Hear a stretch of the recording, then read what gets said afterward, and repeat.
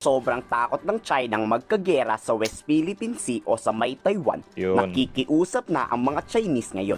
Nagmamakaawa sa US at Pilipinas na itigil na ang tila paghamon ng gera sa China. Hala. Kala ko ba matatapang ang mga Chinese? Bakit ngayon parang mga naduduwag na? Nakikiusap to sa Pilipinas na wag na manghimasok sa tensyon sa Taiwan. So ayun, kumusta mga kanoise? Welcome back sa ating YouTube channel. So yun, usapang West Philippine Sea na naman tayo. Mula kay Melbs Castle.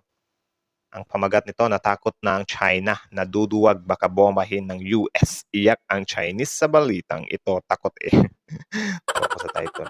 So yun, bago natin simulan, Melbs Castle, supportahan nyo yan. I-click nyo yung original video link nasa description box below. Supportahan nyo after nyo mapanood ang video ito. Tapos yung contrib nyo ng mga ganitong reaction video may kasama kayo manood.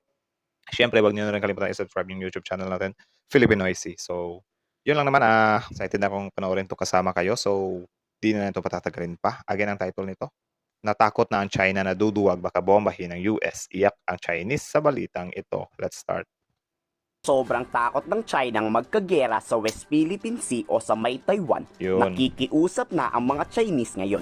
Nagmamakaawa sa US at Pilipinas na itigil na ang tila paghamon ng gera sa China. Hala. Kala ko ba matatapang ang mga Chinese? Bakit ngayon parang mga naduduwag na? Nakikiusap to sa Pilipinas na wag na manghimasok sa tensyon sa Taiwan. Pero ba't ba hindi tayo manghihimasok dito? 500,000 mga Pilipino OFW lang naman ang 500,000. So, 500,000 Pilipino na nandun sa Taiwan, min. Dami, min, ha.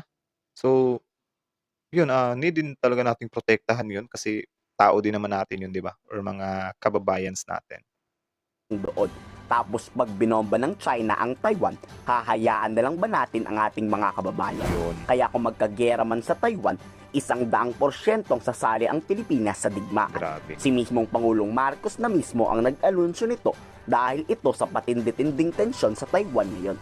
The U.S. has not proposed any kind of action for the Philippines in terms of taking part in the defense of Taiwan. Across the Taiwan Straits seem to be continuing to increase. Then the safety of our Filipino nationals in Taiwan becomes of primordial importance. Tama. And so that these EDCA sites will also prove to be useful for us should that terrible occurrence come about. Nagmamakaawa rin ang China sa US na itigil na ang pagpapadala ng mga armas at sasakyang pandigma malapit sa Taiwan. Grabe tong China, men. Ang lakas makiusap eh. Pakiusap na pakiusap. Gayon sila naman yung mga aggressive dyan sa teritoryo natin. Tayo nga sa tuwing makikiusap tayo sa kanila na yun, hayaan tayo dyan, hayaan. Tayo pa yung nagiging ano, di ba? Pinapalabas ng masama, binobombahan pa tayo ng mga gagi talaga, men. Pero dapat bang maniwala dito ang Estados Unidos? Sobrang napaksinungaling kaya ng mga Chino. Tama. Tapos pag inatras ng US ang kanilang mga warships sa Taiwan o sa West Philippine Sea, doon susugod at aatake ang China para hindi agad makaresponde ang US. Tama. Tama naman, di ba? Kaya malaking kalokohan talaga tong pinagsasasabi ng mga Chinese. Puro pakiusap pero puro naman kasinungalingan. Tama. 在违背不支持台独的政治承诺。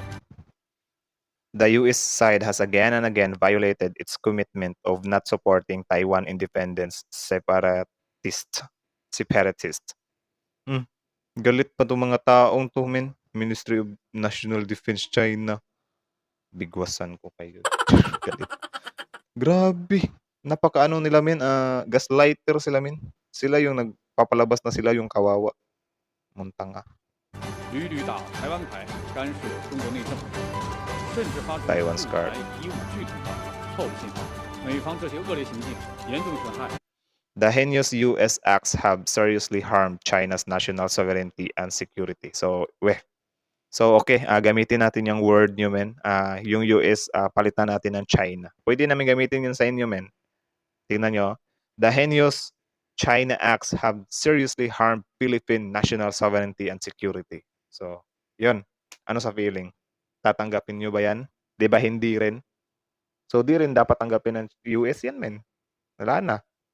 Tablahan na tayo dito, men.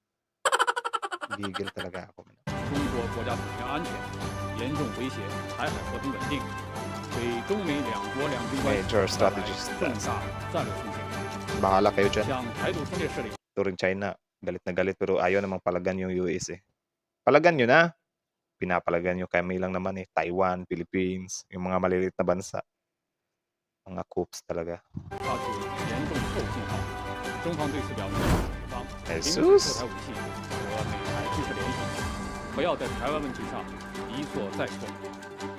中国人民解放军密切关注台海形势，将继续采取有力措施，坚定捍卫国家主权和安全利益。 Paulit-ulit na sinasabi ng mga war expert, hindi dapat magpakakampante si Pangulong Marcos. Tama. Walang makakapagsabi sa tunay na ugali ng Chinese president.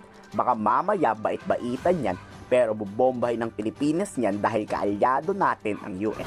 Sa kahit saang banda daw ay madadamay at madadamay daw talaga ang Pilipinas. Regional security, Tama, madadamay naman talaga tayo, min.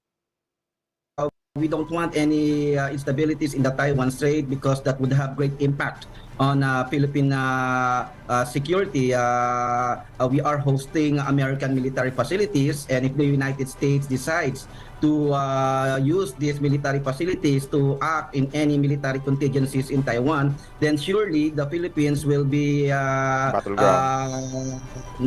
target of possible China's military actions also. So we really have to pay serious attention on the situation in the Taiwan Strait and pay greater attention on the need to avoid the military conflict in the Taiwan Strait and promote the peaceful management of ongoing tensions in the Taiwan Strait. Talagang dapat hindi tayo magpauto sa China. Tama nga ang sinasabi ng mga war analysts. Ilalayo tayo ng China sa US para pag inatake tayo ng China, walang dedepensa sa ating bansa pag nagkagera.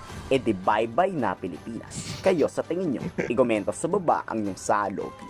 Grabe yung bye-bye na Pilipinas. Legit yun, men. Sobrang ano yun. Sobrang legit yung sinabi ni Melvs Castle. Ano? Kitang-kita nyo naman. Actually, medyo nakakatakot din talaga siya. No? Medyo nakakatawa lang din kasi itong China nag-a-act as kupaws, kupalkis, kupalers. Kasi itong China ay nagpapakakupal-kupalers dyan sa West Philippine Sea. Ano? Tapos yun, natawa ako, ang lakas nilang makiusap. Ano, na, please China, leave there. Nakiusap sila ang China nakiusap sa US na parang hindi siya nagmi-mids, di ba? Pero sila naman, hindi naman natin mapakiusapan, di ba? Yun lang naman yung ang nakakatawa talaga. Tapos, yun nga sabi dito na madadamay at madadamay din talaga ang Pilipinas, ano? Dang, wala talaga tayo dyan, men. Kaya, ngayon naman, medyo naano din tayo ba na dapat din talaga na hayaan natin yung US na mag-ooperate dyan sa teritoryo natin para in case lang naman, di ba, kung sakaling tupakin yung China, hindi nila tayo basta-basta maano kasi yun, may panlaban nga tayo na magagamit yung Amerika, di ba?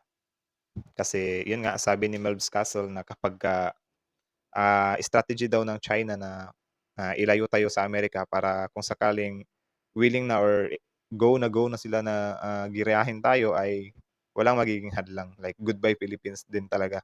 Madalian yan. Real quick. Kasi, tama nga naman guys. Dumaan na sa maraming pag-uusap. Nilitis na sa international court yang patungkol sa West Philippine Sea. Pero, wala hindi talaga sinusunod ng China yung decision. So, it means kahit ano pang gawin natin, hindi talaga nila yan isusuko. And also, we as a Filipino, di naman natin yan pwedeng isuko. Kasi sa atin naman yan, billion o trillion ang mawawala sa atin kapag nawala sa atin yan. Tapos yung mga mangingisda natin, kawawa din. So, grabe yun, min. Medyo nakakaano din siya, no? Minsan ba kapag iniisip mo, minsan nakakaaning. Or, yun nga, hindi natin alam kung paano natin aanuhin tong China. Kailangan talaga natin ng lakas ng ibang bansa, min. Kasi kung tayo lang, we only Philippines lang ang maghahandle dito. Wala talaga. Bully lang yung aabuti natin. So, yun. Mabuti na rin siguro yan na nandyan yung mga Amerikano. Actually, noon, nung time ni P. Duterte, medyo agree ako sa ano niya na tanggalin nga yung US dyan kasi baka yan yung magiging dahilan na mas lalo magalit sa atin ng China at baka yan pa magiging sanhin ng gera. Pero this time, dumaan na yung sobrang ano na time ni Duterte na ang China ay patuloy pa rin sa pambabraso up until now. Parang need din talaga natin ng US men. At least na lang ba mayroon tayong kaagapay ba kung sakali lang naman 'di ba na anuhin talaga or galawin tayo ng China. At least man lang makapalag tayo ng konti. So yun lang naman, sana nga kung dumating yung araw na yan, wag naman sana, meron ding mga ibang bansa na tutulong sa atin ano. So yun lang, grabe. So yun lang, ano masasabi niyo dito? Comment down below. Pag-usapan natin yan sa comment section. Tapos yun, Melv's Castle, supportahan nyo. Yung original video link nasa description box below. Subscribe nyo. Tapos yun, syempre, wag nyo na rin kalimutan i-subscribe yung YouTube channel natin. I-click ang notification bell at i-leave ang like sa video ito. So yun lang naman. Kita-kits sa susunod nating reaction video. Filipinoises out.